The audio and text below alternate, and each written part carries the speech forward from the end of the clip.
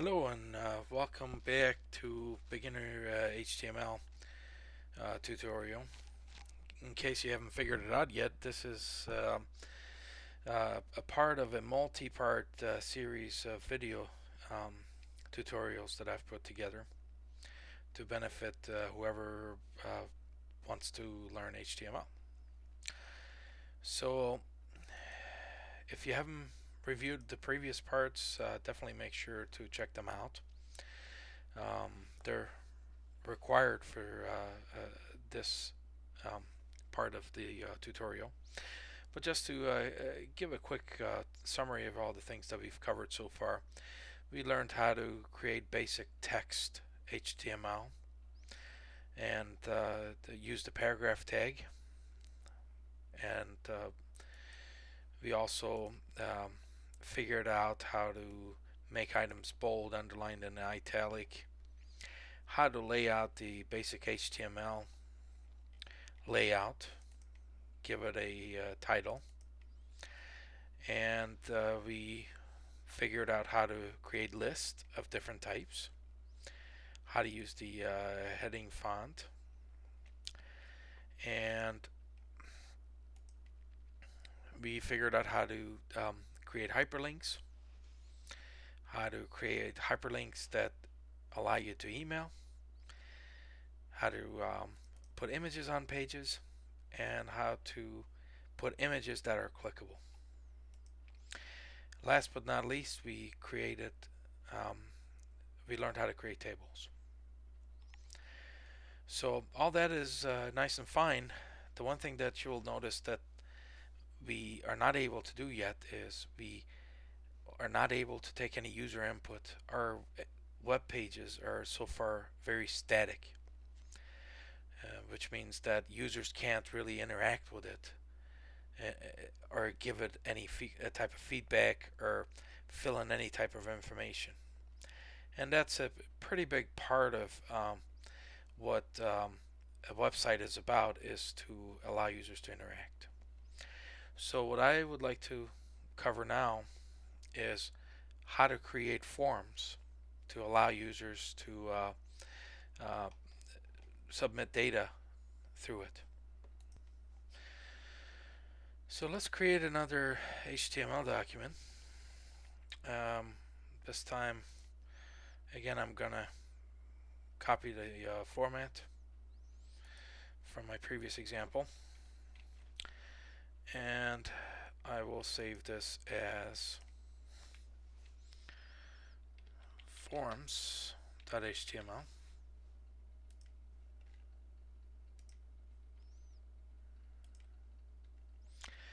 And here, let's call this HTML forms. And I'm going to clear out everything else here to make room for our form.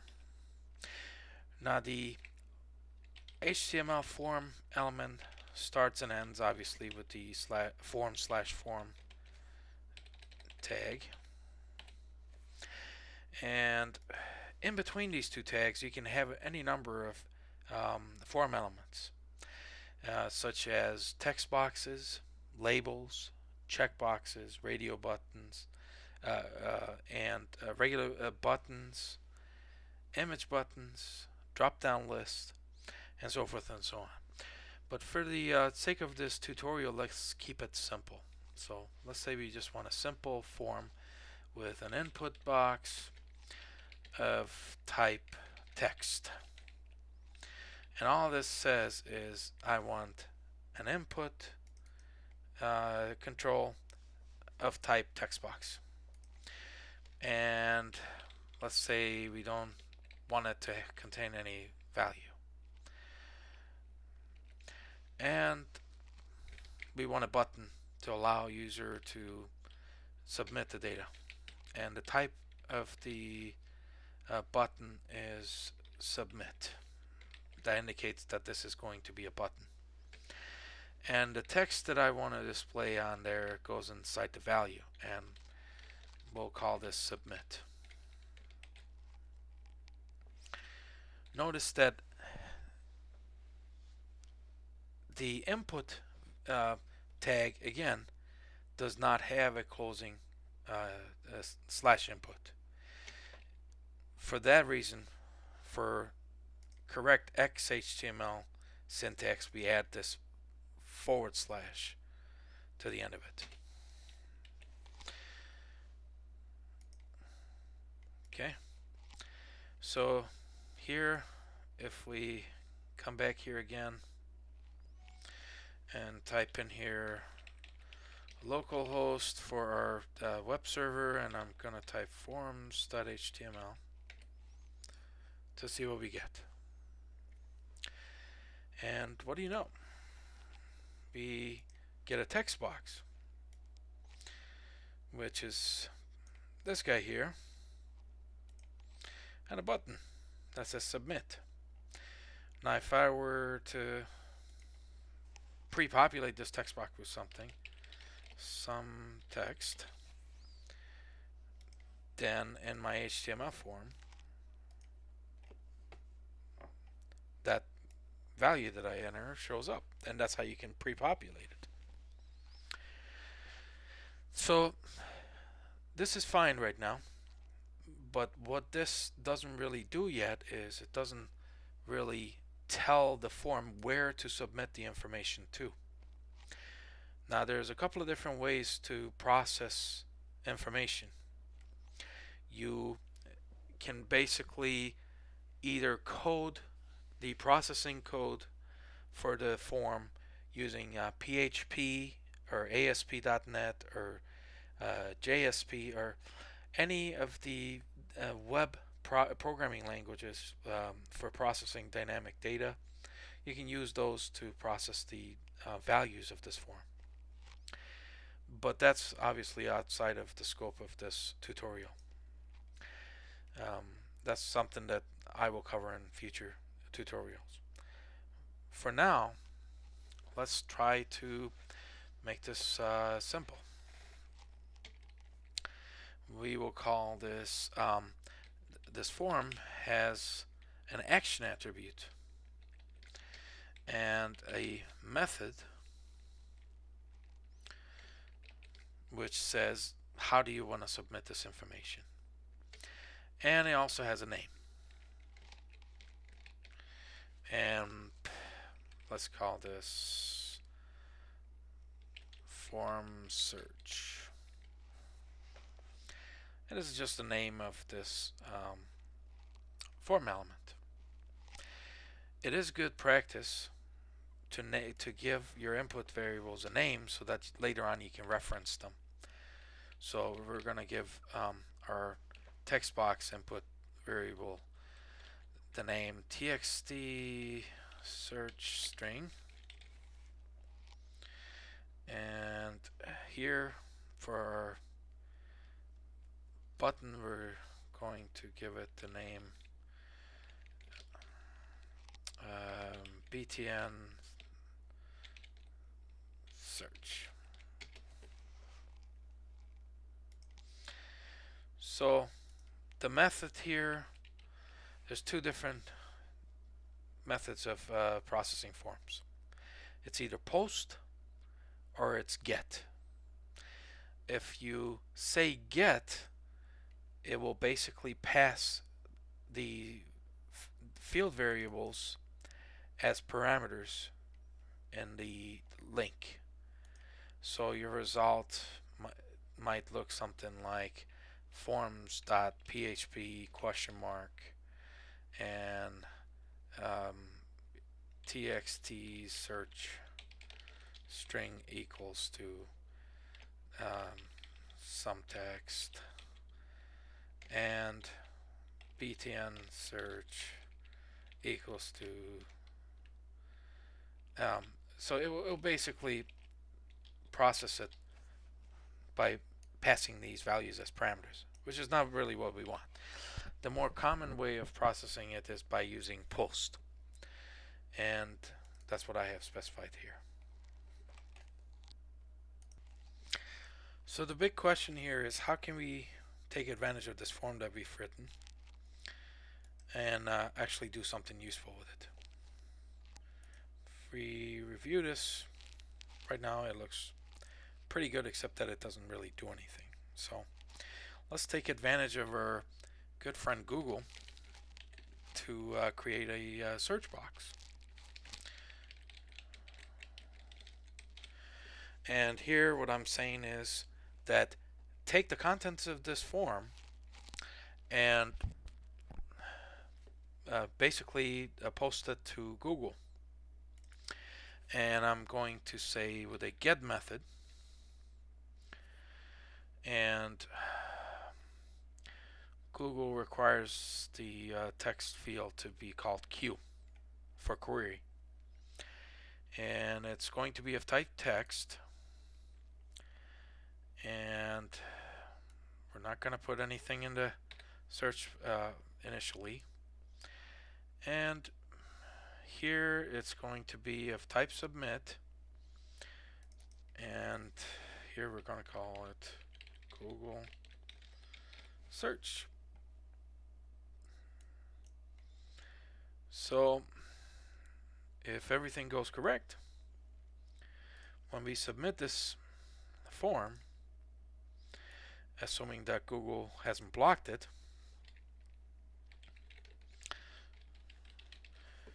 we should get post this to Google and get a search result back. So let's see if that's the case. Wow, so what do you know? It actually worked. So notice here, Q is my variable, the name of the field that was posted to Google. It's in the form of a URL link. And here's my search string HTML tutorial I typed in. And there's my BTN search, which is my button. And I passed that also. But Google pretty much ignored everything past there, because it doesn't care what the name of your button is. All it cares about is what the query is. So this is a very, very basic example of how you can write a very simple form and take advantage of basic HTML to post data. So next I will go over some of the other HTML form options, just to give you basically an example of all the things that you can do with an HTML form.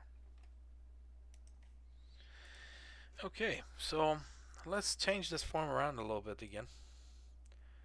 Let's make this post again, because that's the most common form. And I'm going to say, I'm going to change this slightly to be a shopping cart, let's say. So I'm going to say, call this txt product name, let's say. And we will prefix this with product name. And let's put a break here so that it goes to the next line. And here we're going to say quantity,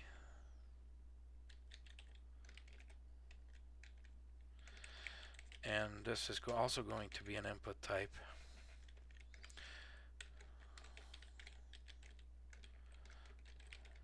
Type is again going to be text.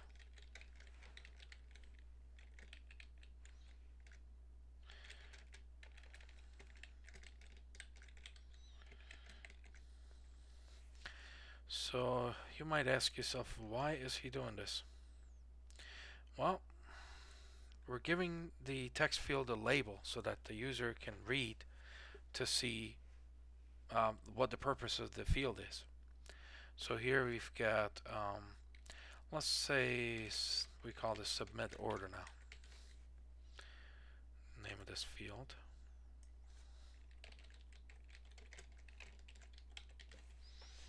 So let's preview what we have so far.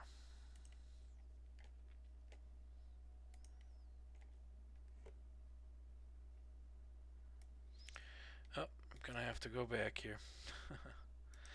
Alright, so if I refresh this, I now have an actual label that says what the name of this first field is, what the name of this second field is. So what else can we put in here? Well, and let's say our shopping cart only has two options for shipping. So we'll call shipping. And here we were going to put two radio buttons.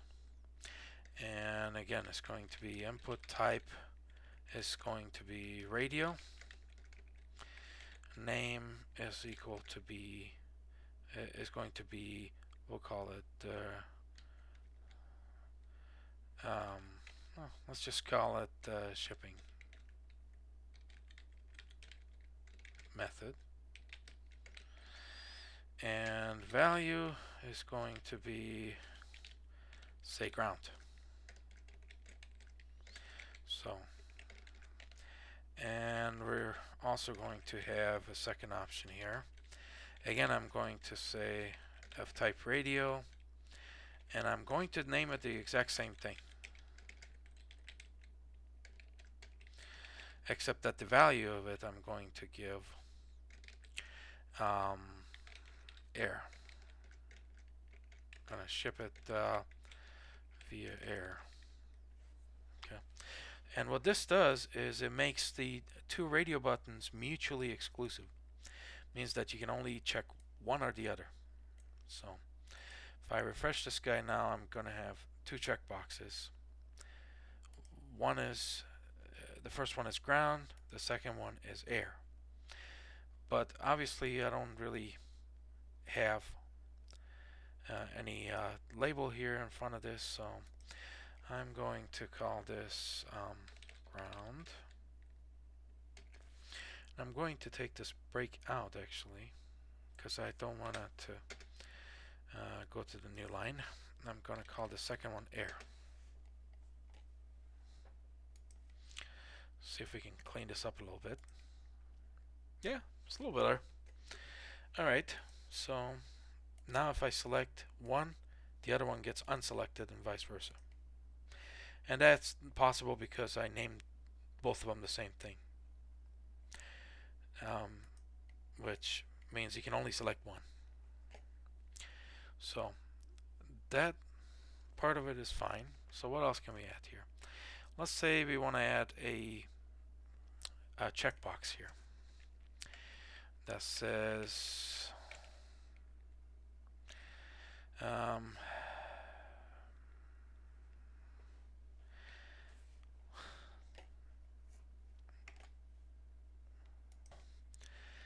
let's say we call this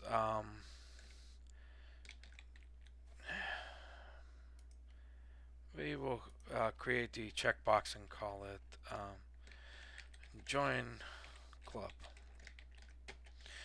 Okay, and the club that we have is we've got two options, but we want them to be able to select both of them. Let's say they've got a discount club,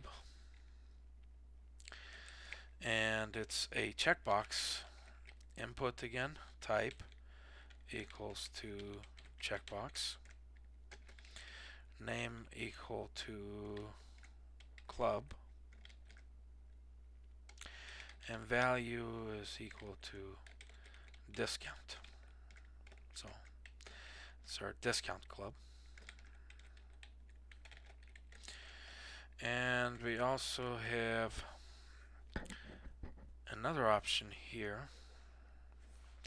Or no, let's not do a return. Let's just have it continue on. And get newsletter. Let's say we want the user to subscribe to our newsletter. Again, it's a checkbox. Name is going to be newsletter. Value is going to be newsletter.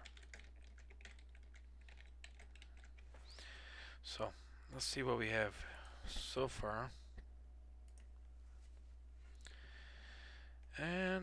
Yeah, there's the discount club and there's the get newsletter. But notice that now I can select either both or one or none. And that's because checkboxes are not exclusive. So what else can we add here? Let's say we do want a carriage return here. And I'm going to space these out a bit just to make it clear what it is that I'm actually doing here. And finally, let's say we want to add a comment field. And we're going to make this a text area that has 5 rows and 20 columns. And the text area tag actually does have a slash text area. And what this does is it gives them a way to put some comments in here. And if I type in here, it expands further and further. So, oh, looks like I forgot an equal sign here. That will make a difference. And let's make this a little bit wider, say 40 columns, 40 character width. And here, let's say I should put a breakpoint for better visibility. And let's refresh this to see how we look. Well, a little bit better. So this is basically the process. Now, if this was something that I was doing for a commercial website, I would probably put all of this in a table. And I will do that with the table / table tags. And I would put each row in a TR tag for table row.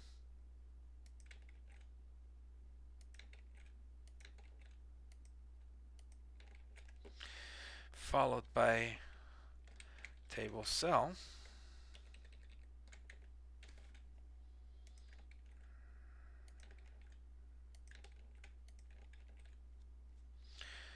And want the /TD here. And another, let's say, /TD there. End of the row. And I would repeat this for all the other rows.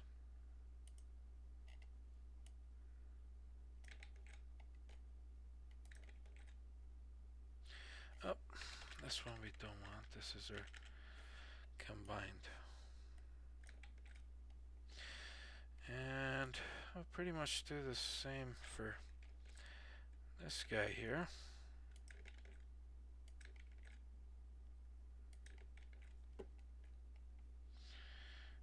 Followed by, and if it looks a little bit confusing right now, don't worry about it a whole lot.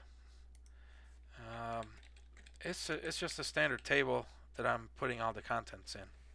So you may want to create the table first and then put in the input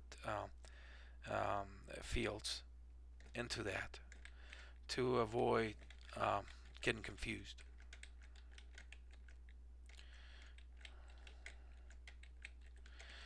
So if I typed in everything correctly, what this should do is it should align things a little bit better, at least. Looks pretty good. Hey, it looks like I've got an orphan close table cell command here somewhere. And indeed I do.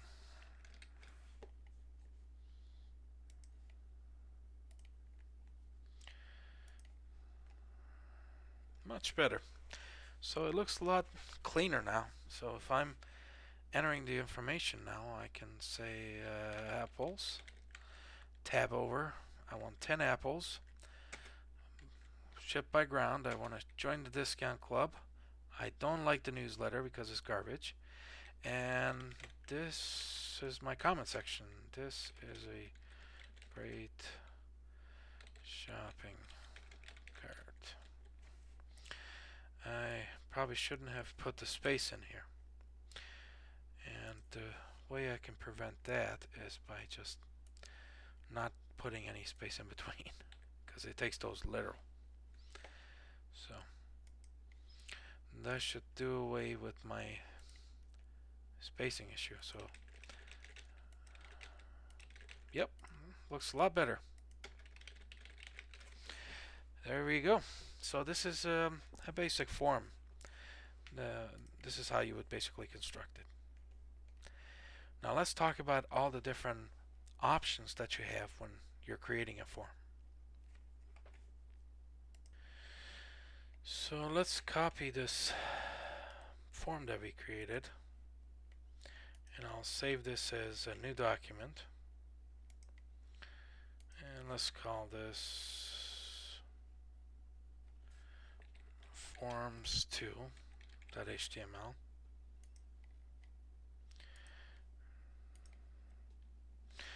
And here, let's do away with our existing content. Okay, so the types of form elements that we have are text inputs, password fields, checkboxes, radio, submit buttons, image. Well, image is technically not. Reset button.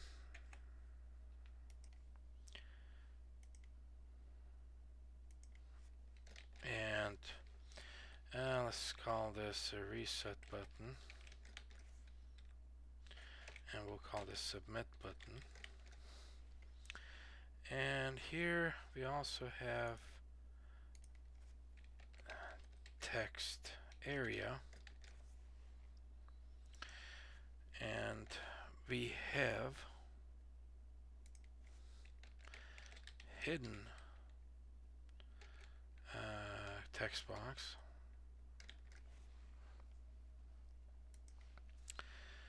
We have the file select, and we have the list view, and the combo box. So those are pretty much the most important ones, which is actually not that bad. Now the text box, obviously we already talked about, and that is input type equals to text,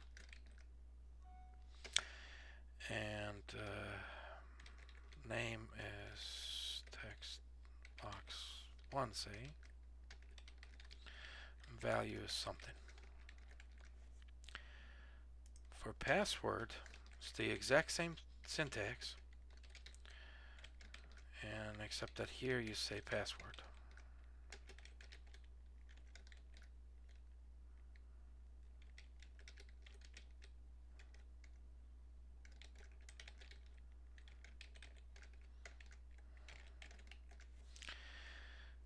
Text area, obviously, we already had one here. Just gonna copy this over just to speed things up a bit. So starts with text area, ends with text area / text area. how many rows and how many columns. For a um, hidden is pretty much the same thing again. Input type is hidden. Name equals to hidden box, let's say, and value equals to some value. Except that now it will be hidden. Checkbox. We had a checkbox here somewhere. I'm going to just copy this to save some time. And same with radio. We had a radio box here.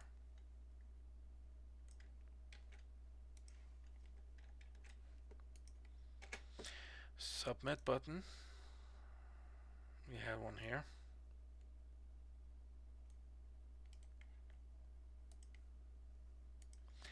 So as you can see, it's all a whole bunch of tags and attributes. It's not a whole lot of, it's not a rocket science. It's just very painful at times, if you might, to just type these out. There's actually HTML editors out there also that help you create this HTML with a rich graphic user interface. But for anyone that programs PHP, it's important that you understand how to generate these forms manually. So the reset button is just input type is equal to reset. And that's pretty much it. There's also the file upload control. And the syntax for file upload is pretty much the same thing. Input type is equal to file. Name is equal to, say, data file. Size of, say, 40. And that leaves our last two, which are the probably one of the most often used ones. So for list view, syntax is pretty straightforward. It's select size, let's say, is equal to 3.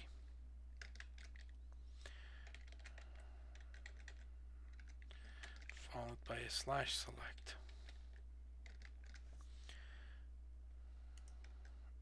And in between goes all the options, which close with a slash option. And here you can obviously have multiple options. Say option 1, option 2, option 3, and option 4. So let's see what we have so far. We'll call this forms 2. It's not the best formatted set of controls, so let's put a bunch of breaks here, just so that we can actually read it instead of this hodgepodge that we have right now.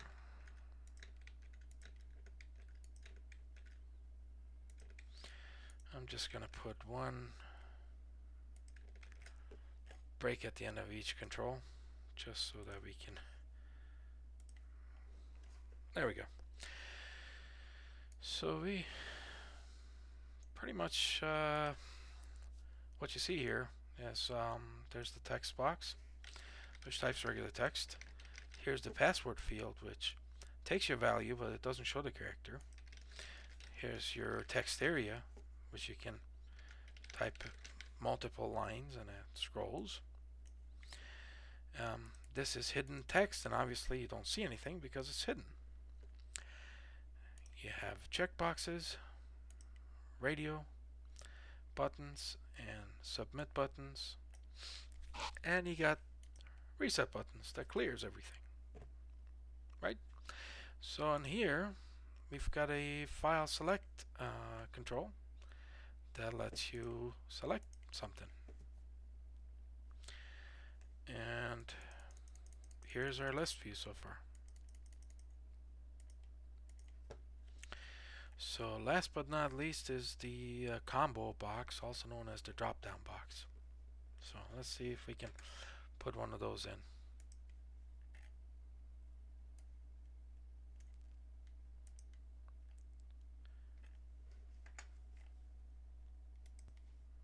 Now the combo box, it actually is kind of an easy way to do this.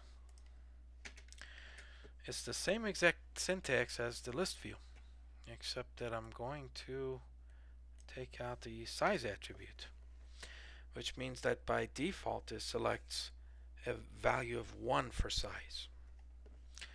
Now what does that mean for us? How's that different than the list view? Well, it turns out that they're exactly the same thing, the same syntax and everything. The one thing that determines if this control turns into a combo or a list view like this is the size. So if you say here size equals to 1,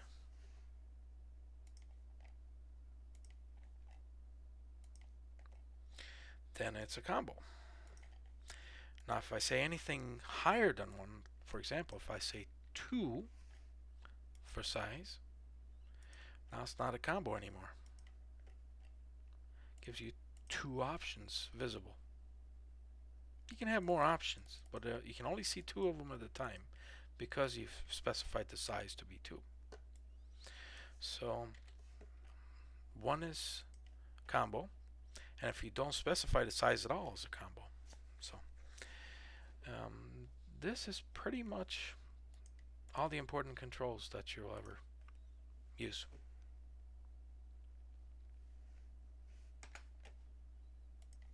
Well, I hope that this tutorial on HTML forms was useful to you, and I am looking forward to demonstrating further skills, HTML skills, in future tutorials. Thanks for watching.